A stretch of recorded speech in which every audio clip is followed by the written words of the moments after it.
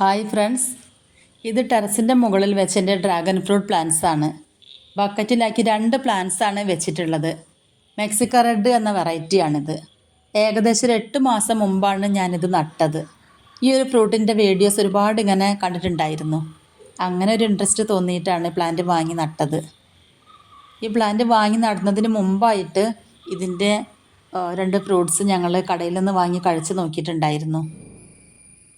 ഇത് വാങ്ങി കഴിച്ച് നോക്കിയപ്പോൾ ഇഷ്ടപ്പെട്ടു. നല്ല മധുരം ഉണ്ടായിരുന്നു ഫ്രൂട്ടിന്.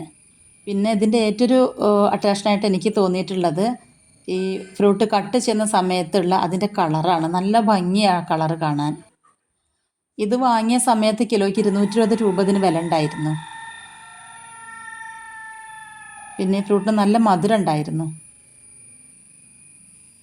ചാണകപ്പൊടി, വേപ്പിൻ പിണ്ണാക്ക്, എല്ലുപൊടി എന്നിവയൊക്കെ മണ്ണിൻ്റെ കൂടെ മിക്സ് ചെയ്തിട്ടാണ് ഞാനിത് നട്ടത്. ബക്കറ്റിൻ്റെ അടിയിലായിട്ട് കുറച്ച് കരിയിലകൾ ഇട്ട് കൊടുത്തിട്ടുണ്ടായിരുന്നു.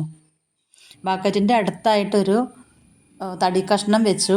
തടി കഷ്ണത്തിൻ്റെ മുകളിലായിട്ട് ടയറൊക്കെ വെച്ച് അങ്ങനെയൊക്കെ ചെയ്തിട്ട് ഈ തടി കഷ്ണത്തിലേക്കാണ് ഇതിങ്ങനെ പടർത്തി വിട്ടത്. അങ്ങനെ ടയറിൻ്റെ അപ്പുറത്തേക്ക് താഴേക്ക് മറിഞ്ഞ് വീണതിലാണ് കായ്കൾ ഉണ്ടായി കാണുന്നത്.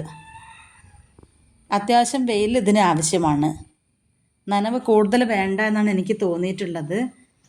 കാരണം വേനൽക്കാലത്ത് ഞാൻ ആഴ്ചയിൽ 2 ദിവസം എന്നുള്ള രീതിയിലാണ് നനച്ച് കൊടുത്തിട്ടുണ്ടായിരുന്നത്. ഒരു ഫ്രൂട്ടാണ് ഞങ്ങൾക്കിവിടെ പാകമായിട്ട് കിട്ടിയത്. പൂവും കായൊക്കെ ആയിട്ട് 4-5 എണ്ണം വേറെയും പിടിച്ച് നിൽക്കുന്നുണ്ട്. പക്ഷെ പാകമായത് ഒരെണ്ണേ കിട്ടിയിട്ടുള്ളൂ. ഇനിയും കൂടുതൽ ഫ്രൂട്ട്സ് ഉണ്ടാവുമെന്നാണ് പ്രതീക്ഷിക്കുന്നത്.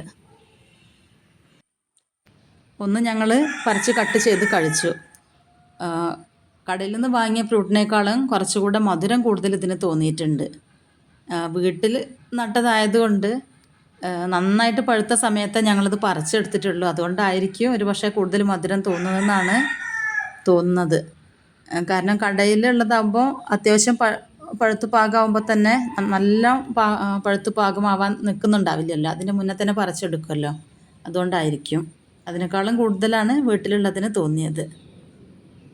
ഒരുപാട് ഗുണങ്ങളുള്ളൊരു പഴമാണിത്. പ്രമേഹ രോഗികൾക്കൊക്കെ ഇത് കഴിക്കാൻ പറ്റിയ പഴമാണ്. പിന്നെ ആർക്ക് വേണമെങ്കിലും വലിയ ബുദ്ധിമുട്ടൊന്നും ഇല്ലാതെ വളർത്താൻ പറ്റിയൊരു പ്ലാന്റാണിത്. വീഡിയോ ഇഷ്ടപ്പെട്ടാൽ സബ്സ്ക്രൈബ് ചെയ്യണേ, ലൈക്ക് ചെയ്യണേ.